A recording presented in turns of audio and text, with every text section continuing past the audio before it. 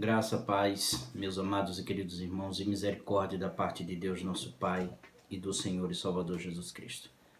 Que Deus esteja com nossas vidas, abençoando como sempre esteve, que Ele continue a nos preservar, a cuidar do seu povo, mas também que a gente seja relevante no período em que nós estamos. Que a graça do Senhor Jesus venha com muita bênção sobre a vida da igreja, que a gente possa dar respostas satisfatórias à humanidade. E eu não vejo outra forma de darmos uma resposta satisfatória a não ser irmos para a Bíblia, para a sua palavra. Deus, na verdade, é que tem a resposta para todas as situações. E muitas vezes nós nos encontramos sem resposta, porque Deus quer que seja assim. É tempo, queridos, eu estava assistindo algo de três irmãos, melhor dizendo, 3 teólogos, e é tempo de nós lamentarmos, de vivermos lamentação, de chorar pela situação em que estamos, de orar pela situação que nos encontramos. Que Deus venha nos ajudar e dar graça e revestirmos com o poder do seu Espírito Santo. Eu quero trazer uma porção das Escrituras na carta de Paulo aos Colossenses, capítulo 1, um verso muito rico, um verso muito conhecido, 2 versos muito conhecidos da igreja, que diz assim, capítulo 1, verso 13 e 14. Ele nos libertou do império das trevas e nos transportou para o reino do Filho do seu amor, no qual temos a redenção, a remissão dos pecados. O tema que eu quero trazer hoje é Deus, nosso libertador. Vamos ter um momento de oração, pedir a Deus que Ele nos ajude nesse momento para a compreensão da sua palavra. Senhor, a nossa oração, em nome de Jesus Cristo, é suplicar a Ti, Senhor, que atente para nós. Venha até nós, Senhor, para que o nome do Senhor Jesus seja honrado. Que a glória de Cristo esteja no meio de nós, do Teu povo, da Tua igreja. É nossa oração no nome de Jesus. Amém. Pois bem, Deus, nosso Salvador. A nossa geração de cristãos, o momento, o período em que nós estamos, muitas vezes invertem os papéis. Essa inversão, muitas vezes, de papéis, de valores até mesmo, é assim. Você vencerá, você vai conquistar, você pode, a vitória está nas suas mãos e assim por diante. Se nós formos tomar isso como um aconselhamento, como uma exortação, uma animação para o irmão que está em aflições, isso pode causar uma transformação nele e seria algo bom. Mas se isso for o norte, se isso for o domínio da nossa vida cristã, nós estamos pecando. Porque quem deve estar no centro de toda a nossa vida é Deus. Então, o homem está muitas vezes no centro da pregação, no centro dos louvores, no centro das nossas orações. É uma geração que coloca o ser humano no centro de toda a situação, no centro do universo e da nossa própria vida, onde nós devemos colocar Deus no centro. Então nós precisamos, queridos, voltar à palavra de Deus, voltar às Escrituras e colocar Deus no seu devido lugar. E quando eu digo colocar Deus no seu devido lugar, Deus está no seu devido lugar. Ele é soberano, Ele governa todas as coisas como lhe apraz, como quer. No entanto, nós precisamos colocar Deus no nosso coração e no centro da nossa vida. Então, o texto em que nós estamos é rico. E o texto vai dizer que Deus venceu por nós. Vai dizer que aquele que liberta a nossa vida dos nossos pecados é o próprio Deus. Quem conquistou a glória, quem conquistou a luz para nós foi Deus. Deus, ele deve estar no centro da minha vida e da sua vida, e não o homem, porque somos pecadores. Então as nossas pregações precisam estar cheias de Deus, de Cristo, os nossos louvores precisam estar cheios de Cristo E nossas orações precisam estar totalmente dependentes da pessoa de nosso Senhor Jesus Cristo. Então essa geração ela precisa conhecer, à luz das Escrituras, da Palavra de Deus, a majestade de Cristo e a centralidade dele na nossa vida e na vida do universo. Por isso que eu quero trazer com vocês hoje sobre salvação. Então Deus é o nosso libertador.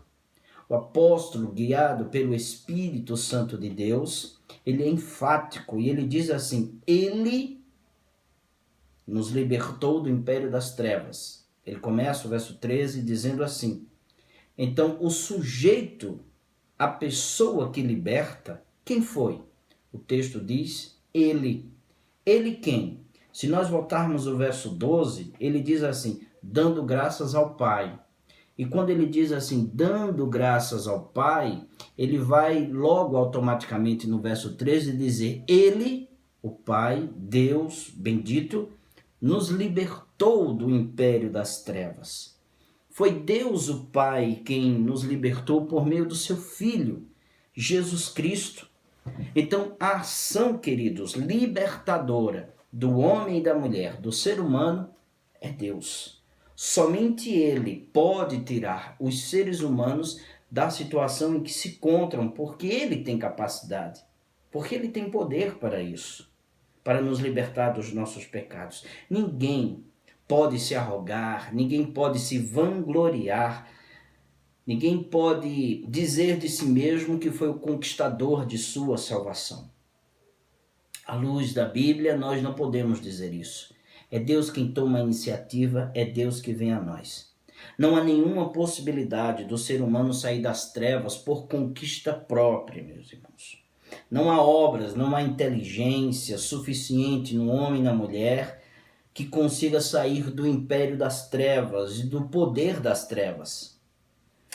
Paulo escreve em outro lugar, citando o Salmo 14, do verso 1 ao verso 3, que fala de nossa incapacidade de chegar diante de Deus por nós mesmos, por nossos méritos, esforços, e ele cita isso em Romanos 3, do verso 10 ao 11, citando o Salmo 14, ele diz assim: não há justo, nenhum sequer, não há quem entenda, não há quem busque a Deus. Por esse motivo, o apóstolo ele foi movido a glorificar a Deus como aquele que nos liberta. Por isso, ele é levado a exaltar Deus como aquele que busca e traz luz a quem estava nas trevas e perdido. É Deus que toma a iniciativa de libertar, porque é Ele que tem poder, porque é Ele que tem condições de fazê-lo. À luz desse texto, nós precisamos fazer duas perguntas muito simples ao apóstolo Paulo, e ele mesmo vai responder no texto em que estamos. A primeira é: de onde ele, Deus, nos libertou? E a segunda é: e como ele nos libertou? Respondendo à primeira pergunta, de onde ele nos libertou, o texto sagrado nos responde dizendo: do império das trevas. Ele nos libertou de lá. Não há como ler, queridos, esse texto nos libertou do império das trevas e não nos lembrarmos do evento do Êxodo, da saída do povo do Egito.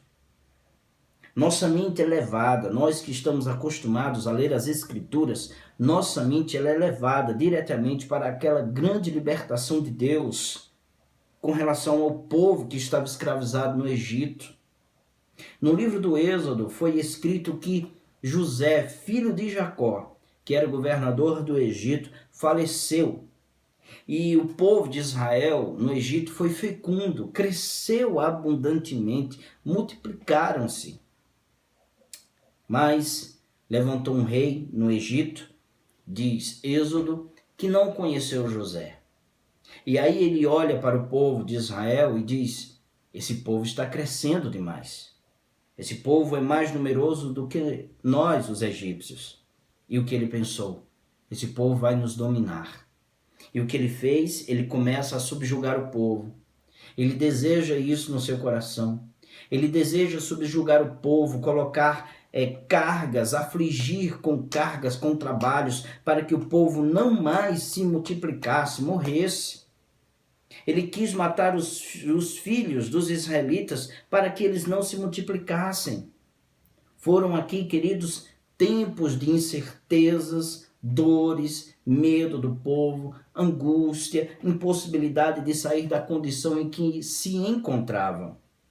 Então, o texto do Êxodo nos fala do rei do Egito que disse assim: eia, usemos de astúcia. Êxodo 1, verso 10. A mesma astúcia da serpente. Isto é o rastro dos filhos de Caim, que está descrito no capítulo 3, verso 15, onde o próprio Deus disse que haveria duas descendências que haveriam conflitos entre elas.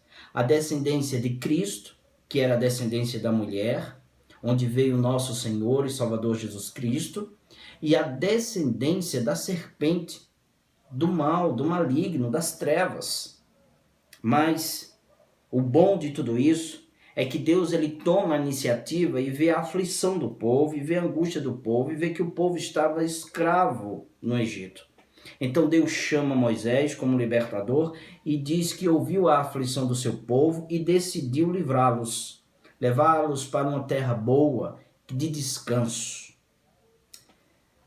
Deus fez tudo isso por meio, queridos, de pragas, e a última praga foi a morte dos primogênitos, onde Deus pediu, como nós sabemos, que fosse matado um cordeiro sem defeito, macho, perfeito, e o sangue desse animal fosse colocado nas vergas das portas ou nas ombreiras das portas, para que quando o juízo do Senhor chegasse, o povo não morresse, porque ali estava o sinal de uma aliança de Deus com o seu povo. Isso está em Êxodo capítulo 1 até o capítulo 12. A pergunta continua: de onde Deus nos libertou? E a resposta é a mesma, do império das trevas. O império das trevas é o poder do pecado. Assim como o povo não conseguia no Egito se livrar daquela escravidão, muitos seres humanos também não conseguem se livrar do pecado, da escravidão do pecado.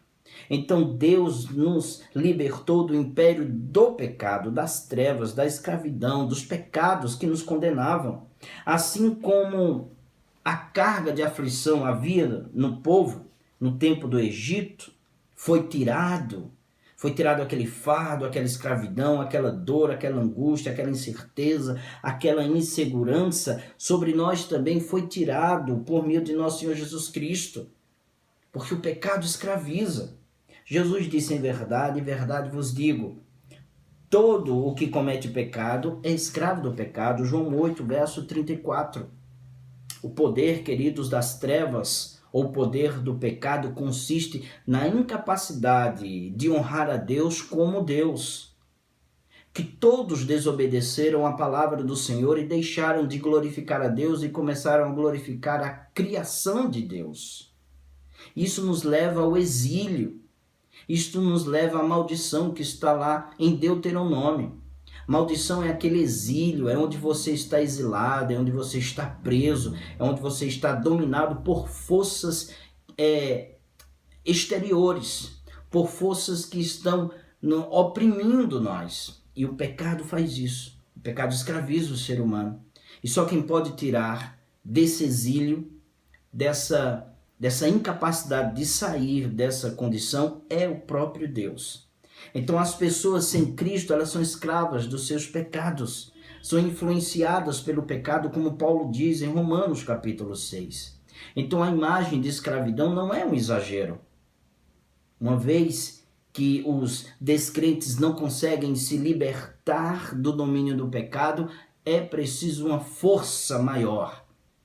E essa força é Deus, através do seu Filho Jesus. Deus nos libertou da escravidão por meio de Jesus Cristo, o seu Filho amado. Foram libertos somente aqueles que estão unidos a Cristo na sua morte e ressurreição pela fé nele e têm ele como seu Senhor e Salvador. Então, mesmo Deus que livrou o povo da escravidão do Egito, é o mesmo que libertou cada um de nós da escravidão do pecado e tem condições de libertar cada um da escravidão do pecado. Basta este arrepender-se e voltar a Deus por meio de Jesus. Aqui foi a resposta da primeira pergunta, um pouco longa, mas havia necessidade. De onde Deus nos libertou? Do império das trevas. Ao passo que nós devemos responder a segunda pergunta: e como Deus nos libertou? Paulo responde dizendo isso, que foi pelo Filho de Deus. Ele diz assim: e ele nos libertou do império das trevas e nos transportou para o reino do Filho do seu amor, no qual, Jesus, temos a redenção, a remissão dos nossos pecados. Assim como Deus nos libertou, e libertou, melhor dizendo, o povo da escravidão do Egito por meio da Páscoa, pela morte de um cordeiro macho, de um cordeiro sem defeito, e com o sangue ele colocou nas ombreiras da porta, como eu disse a vocês anteriormente, para que Israel não morresse. Êxodo capítulo 12, nós, os que cremos na pessoa bendita de nosso Senhor Jesus Cristo, nós fomos salvos, nós fomos libertos pelo sangue de Jesus, que representa a sua morte. Redenção significa isso, que Deus pagou um alto preço para nos tirar da escravidão. Redenção significa ser libertado, e nós o fomos em Cristo Jesus pelo Cordeiro Pascal. Existe uma frase que está nas redes sociais e ela é muito verdadeira, que diz assim: sou salvo pela graça, mas não foi de graça. Isso é verdade. Nós costumamos dizer que fomos salvos pela graça de Deus, e isto é verdade. Fomos salvos gratuitamente, Paulo é enfático, pela sua graça, ele diz isso aos romanos, mas não foi de graça. Houve um preço que foi pago, e o preço é o do Filho de Deus, que se entregou a si mesmo pelos nossos pecados. Outro ponto que eu queria ver com vocês é exatamente esse. Antes de irmos para esse outro ponto, respondendo à pergunta, como Deus nos libertou, ele nos libertou pelo sacrifício do seu Filho Jesus Cristo. Agora, isso tem consequências, e a consequência é segurança. É o outro ponto que eu queria ver com vocês. Todos os que foram libertos pelo Senhor Jesus Cristo foram de maneira definitiva, completa, cabal. O sangue de nosso Senhor e Salvador Jesus Cristo nos libertou aqueles que creram de uma vez para sempre, de uma vez por todas, porque o sangue de Cristo ele tem poder para tanto. Então a segurança que falo é exatamente o que ele diz aqui no verso 13. Ele nos libertou. Se nós fizermos uma leitura apressada, não iremos perceber os detalhes. Mas o texto diz assim: ele nos libertou. Essa palavra libertou, ela está em um tempo, no texto original, em um tempo no grego, que quer dizer que foi feito definitivamente, foi feito completamente, a obra de Jesus.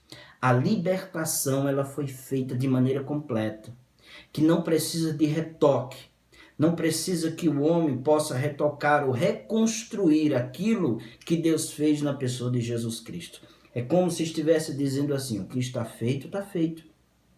Foi realizado de maneira perfeita, de maneira cabal, de maneira que não precisa nós retocarmos aquilo que Deus fez em Cristo Jesus. Então, o que Deus fez por nós, na pessoa de nosso Senhor Jesus Cristo, foi de maneira suficiente. Foi na medida certa. Nem de mais, nem de menos. Mas da forma de Deus, de maneira perfeita. Então, nós temos que olhar para a cruz de Cristo e o que ele fez por nós de maneira perfeita. E o escritor aos Hebreus, ele é muito feliz quando ele relata esse ato, essa ação de Jesus na cruz. Ele diz assim: Jesus, porém, tendo oferecido para sempre, não vai repetir, um único sacrifício, não precisa de outro, pelos pecados, assentou-se à direita de Deus. Hebreus 10, verso 12.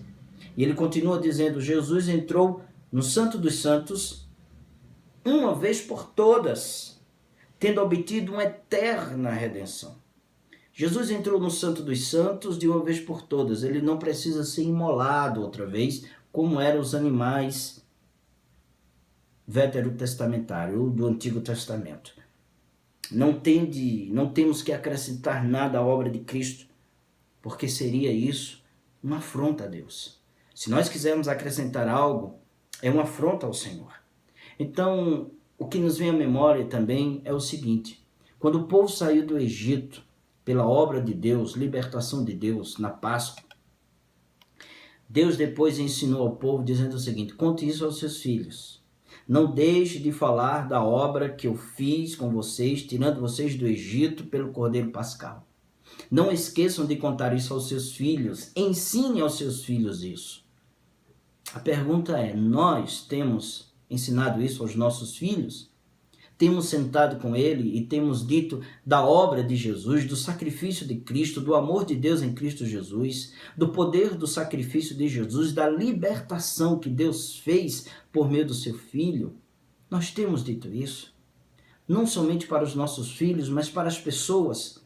Temos falado da obra de Jesus, temos dito com convicção: eu fui redimido, eu fui salvo pelo Senhor. Não pense que isso é arrogância, isso é segurança em Deus. É segurança naquilo que Deus fez por nós. Se as pessoas pensarem que isso é arrogância, que pensem. Nós só estamos transmitindo a verdade. Nós só precisamos falar de maneira humilde, dizendo o seguinte: olha, eu não tenho mérito nenhum. Eu não tenho capacidade de chegar diante de Deus. Deus veio até mim na pessoa de Jesus e me libertou da escravidão do pecado. É assim que nós temos que dizer. E se alguém duvidar, confirme, porque isso é verdade, é uma verdade absoluta nas Escrituras, a palavra de Deus. Então que esse conforto, meu irmão, esteja no meu coração e no seu. Que a gente possa cada vez mais reconhecer a grandiosidade da salvação de Deus na pessoa de Jesus, do seu amor para conosco, da infinitude do amor de Deus que muitas vezes ultrapassa o nosso entendimento. O que nós sabemos é que fomos libertos. E esse amor de Deus não cessa, não para, continua. Que Deus abençoe sua igreja, abençoe todos nós, no nome de nosso Senhor e Salvador Jesus Cristo. Deus vos abençoe, meus irmãos.